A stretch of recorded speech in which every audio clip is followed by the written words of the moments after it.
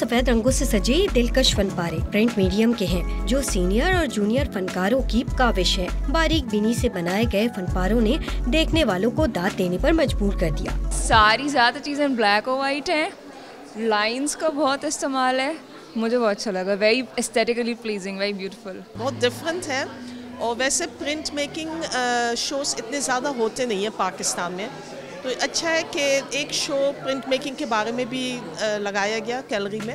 माजी में print medium art की सबसे ज्यादा इस्तेमाल की जाने वाली फॉर्म होती थी, लेकिन इस मीडियम का इस्तेमाल मुश्किल है। एक बिल्कुल नया एक्सपीरियंस था। जिस तरह के लोग आम तौर पे ख्याल है कि प्रिंट मेकिंग कोई बहुत आसान चीज़ है, इसका एक अच्छा लंबा प्रोसेस है और उसमें टेक्निकल चीज़ें भी हैं, लेकिन ये पेशेंस का काम है। हमने इस शो में सारा मेटल की सरफेसेस पे किया है।